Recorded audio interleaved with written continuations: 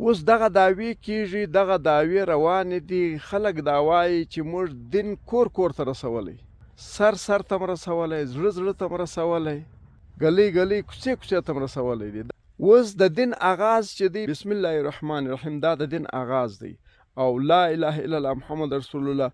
دا د دین داخلېدل دی، دا بیت دی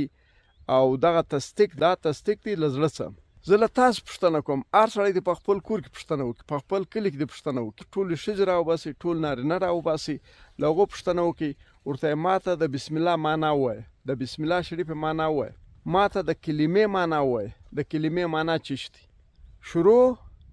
د الله په پاک نامه بسم الله الرحمن الرحیم دغه او لا اله الا الله محمد رسول الله د دواړو معنا وپوښتئ. د ګرد کلي له ښځو یې وپوښتئ، د ګرد کور له ښځو یې وپوښتئ، له نرانو یې وپوښتئ. که په سلو کې 2 نفره دروغ ویل چې د بسم الله معنا دا ده او د کلمې معنا دا ده، زما پزه راپرې کړئ چې موږ یې آغاز نه دی زده، چې آغاز مو نه دی زده، له زړه تصدیق مو نه دی زده. نو د خدای کلام د قرآن کریم 6666 آیاته، نبی کریم صلی الله علیه وسلم احادیث په لکاو حدیثونه د چا زده دي؟ زموږ زده دي. زه دا وایم موږ یې له دینه پټ ساتلی یو، دین یې له موږ پټ ساتلی دی. نه مو د ملا کتابونه زده دي، نه مو د الله کتاب زده ده، نه مو د نبی کریم صلی الله علیه وسلم احادیث دغه حدیث دغه کتاب زده دی. یو شی نه دی را زده کړي. ته مدرسې ته روان یې؟ اوس دا ما چې خبرې وکړلې مدرسه وایه او چېرې وایه؟ د ملا پیدا صاحب. ښه، اوس دا ما چې خبرې وکړې دا ما غلطې وکړه؟ یا دا ټیک دی؟ حقیقت خبرې وي. حقیقت خبرې دی. دا زما حق دی چې زه دا پوښتنه وکړم؟ حق مې دی. اوه مهرباني. نو دغه ګوره دغه ماشوم د دې تصدیق وکړي چې جماله ته غلط نه یې او دی له سارې زموږ ته ولاړ، موږ په غره کې واک کوو، دی مدرسې ته روان دی، موږ کور ته روان یو. دغسې بیا اوه صحیح ده. مهرباني. سلامونه قدرمنو. ډېر په عاجزي، ډېر په خاکساري، ډېر په معذرت، په بښنه او له ډېرې مجبورۍ دغه سوال کومه. اوس دا د اول دا د غوږو ته لاس نیسم، عاجزي او خاکساري ښکاره کومه، بیا توبه کاږمه چې ورور دا سوال زه کوم، زه په ډېر معذرت یې کوم، ډېر په معذرت او ډېر په بښنه دغه سوال کومه. محمد یعقوب دغه یې ده که نه ده؟ نه لویي لرو، نه تکبر لرو، نه بله اراده لرو، نه بل مقصد لرو. بل و ما ته دا ویل سوي دي، دا ټلیفون هم راکول سوی دی، مخامخ هم راته ویل سوي چې ته شین په ولځې، ته جاهل یې، ته به دا خبرې نه کوې. زه خو د الله بنده یم، زه خو وروره شیان محسوسوم، زه خو وروره دغه په معاشره ټولنه کې دا بدبختۍ وینم، دا وینم چې موږ بېدینه یو، دین موږ ته نه دی را رسول سوی، دا زه محسوسوم. اوس دا سوال زما حق دی که نه دی؟ بعثت یو جاهل، بعثت یو جاهل دا زما حق دی چې زه دا پوښتنه وکړم چې ولې خلکو ذمهداري نه ده پوره کړې، ولې زموږ خلکو ذمهداري نه ده پوره کړې، ولې دین ماته نه دی را رسولی. دی په دین پوه دی، د الله په کتاب پوه دی، په حدیث مبارکه پوه دی، او بیا دی خپله کتابونه لیکلي، په زرهاو کتابونه یې لیکلي دي، یعنې دونه پوه دی چې له پوهې کتابونه لیکلي. موږ نه د دوی په کتاب خبر یو، نه د الله په کتاب خبر یو، نه د نبي کریم صلی الله علیه وسلم په حدیثو خبر یو. بل قدرمنو، ما په زکات خبره کړې وله، زه معذرت غواړم، بخښنه غواړم، بالکل ما کړې ده، خو ما دا خبره کړې ده مال د معاشرې، د ټولنې، د کونډې، د یتیم، د مسکین، د غریب، د مسافر دغه حق چې دی، دا حق زموږ حق، دا د ټولنې حق، دا و د غریبانو ته په خپل لاس ور ورسوئ، بل چا ته یې مه ورکوئ. ما د خپل حق پوښتنه کړې، ما چې دا خبره کړې وه چې ملا ته زکات مه ورکوئ، د ده برخه ما نه وه ښولې، مال دا زموږ حصه مه ورکوئ، دا زموږ حق مه ورکوئ. کونډې، د یتیم، د مریض، د مسکین، دا زموږ حق ده ته مه ورکوئ، دا زموږ حق، دا د غریبانو حق، دا د مسکینانو حق، دا دوی ته تی په خپله ور ورسوئ، په خپل لاس ور ورسوئ، د دوی حصه ورکړئ. د دوی ما اعتراض نه دی کړی. څنګه ځوان ښه یې؟ چیرې روان یې؟ مدرسې. ماشاءالله ماشاءالله ماشاءالله. بل عالم ماته اوس عالم ماښام ماته یو میسج کړی دی، میسج زه اوس درته غږوم، تاسې واورئ. عالم وایي، ډېر غټ عالم دی، ډېر جید عالم دی، ماته میسج کړی دی چې جماله ستا خبره صحیح ده، ته ټیک وایې. اوس هغه خبره زه هغه میسج تاسې باندې اوروم هم. هغه ماته ویلې ول خیرات، زکات، صدقه و عالم ته ورکول دا د ده د منصب، د ده د رتبې، د ده د علم توهین دی. یو عالم ته به ولې خیرات ورکوې؟ دی له ده څه ولې خیرات خوره جوړی دی مسکین ده څه ولې مسکین جوړی له ده ولې غریب جوړی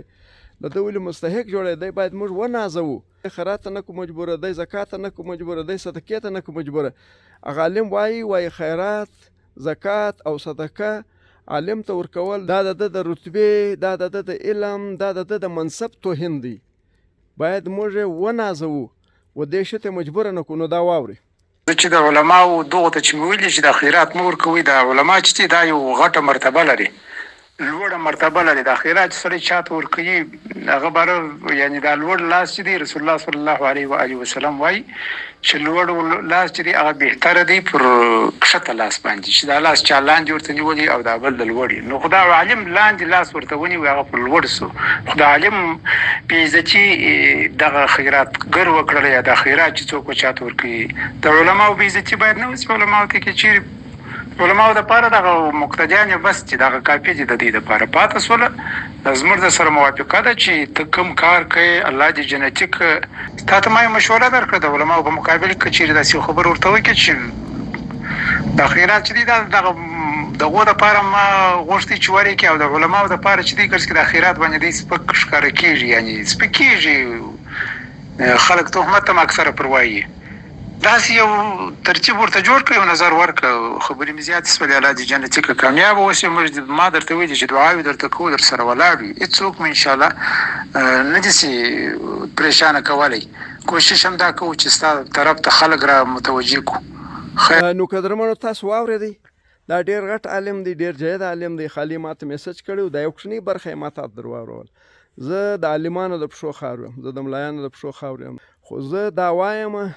چې کومې کوتاهیانې دي په موږ کې دا باید ختمې سي باید زما بچیان هم عالمان سي زموږ نسلونه هم عالمان سي باید ګرد کلی عالم سي ښځه او نر عالمانې سي باید موږ له ښځو